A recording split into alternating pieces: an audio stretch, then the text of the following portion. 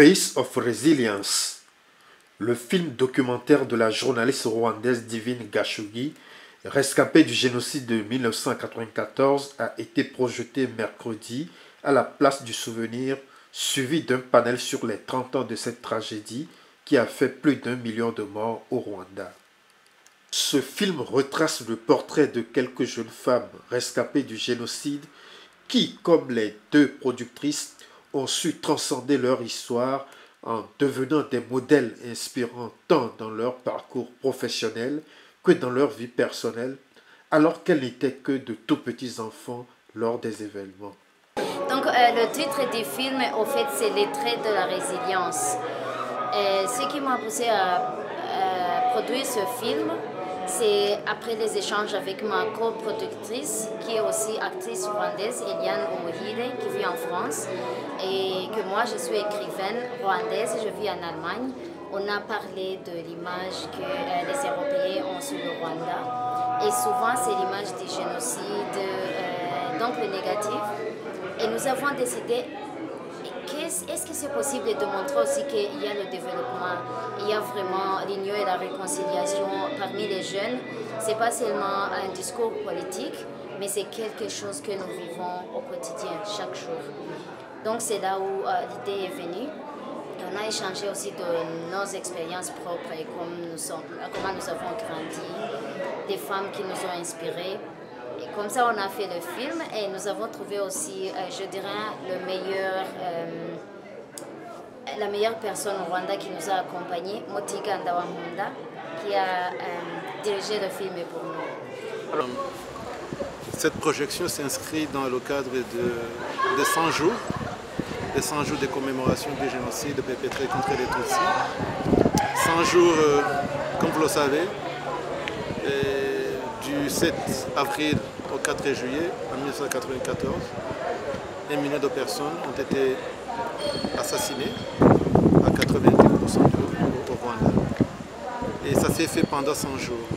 On est dans cette période de commémoration que nous avons commencé le 7 avril justement ici au Sénégal. Contrairement à beaucoup d'autres films sur le Rwanda, Divine et sa coproductrice ont fait le choix de ne pas montrer une fois de plus des images d'horreur témoignant de la cruauté de ce génocide, mais plutôt des images plus positives et plus amélioratives de la résilience à travers des rescapées femmes. Il n'y a pas de rôle. Il n'y a pas de rôle. C'était toutes les personnes qui sont là, ce sont même les femmes que je connais, que nous connaissions avant, que nous avons sélectionnées. Et quand tu regardes le film, nous avons essayé même d'accompagner ces femmes qui sont dans le film dans leur vie quotidienne. Il y a une journaliste, nous avons essayé de l'accompagner au travail, comment elle travaille. Il y a une actrice, il y a l'artiste qui fait la peinture. Nous voulions montrer l'image du Rwanda 30 ans après le génocide perpétré contre les Tutsis, l'image qui est authentique, comment les gens vivent chaque jour.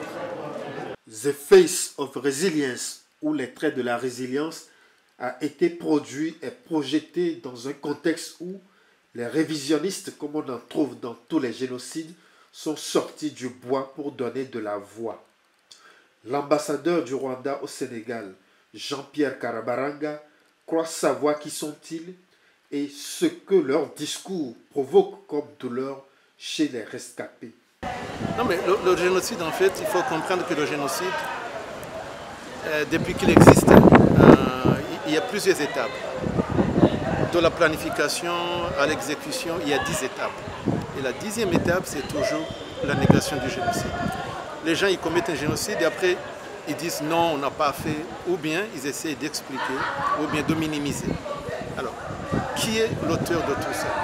D'abord, ce sont les criminels eux-mêmes. Les bourreaux. Les bourreaux, ceux qui ont commis le génocide. Après, ils commencent à dire non, on ne l'a pas fait. Il faut trouver des témoins.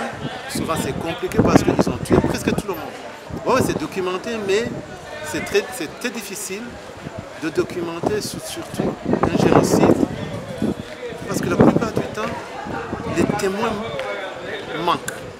La plupart du temps, vous n'avez que les bourreaux qui peuvent, ou bien les gens qui étaient proches des bourreaux, qui n'ont pas commis le génocide, qui peuvent témoigner. Et souvent, ce sont les membres de la famille. Donc, ils ont du mal à venir devant les juridictions en fait de témoigner contre leurs parents, contre leurs enfants. Ça, c'est la première difficulté.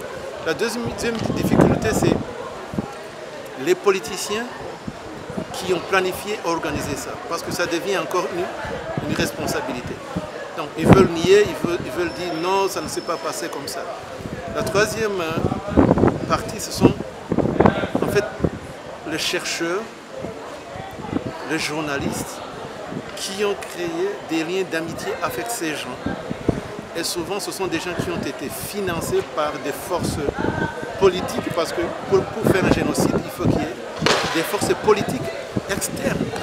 Parce que même si on dit qu'au Rwanda, c'est le gouvernement génocidé qui a commis le génocide, mais il y a des forces politiques internationales qui étaient là, des puissances qui étaient là, des puissances, mais on parle de gens, là je parle de pays.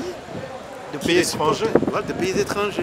Le film de ces deux Rwandaises de la diaspora a été projeté au Sénégal grâce à l'Institut Goethe, en collaboration avec l'ambassade du Rwanda au Sénégal et de l'association rwandaise Ibuka, en présence du colonel Mamadou Hadj, un témoin de ce massacre qui tente d'analyser la motivation des négationnistes qui ont pignon sur les réseaux sociaux numériques. Il y a génocide, c'est qu'il y a des génocidaires. C'est sûrement des gens qui ont des liaisons avec ces génocidaires qui essaient de faire un discours négociationniste pour dire que ça n'a pas existé. Parce que forcément, si ce discours est négociationniste, ça veut dire que ça arrange certains. Donc c'est probablement des gens ou des enfants d'anciens génocidaires qui réfutent un peu la thèse du génocide, qui a parfaitement existé.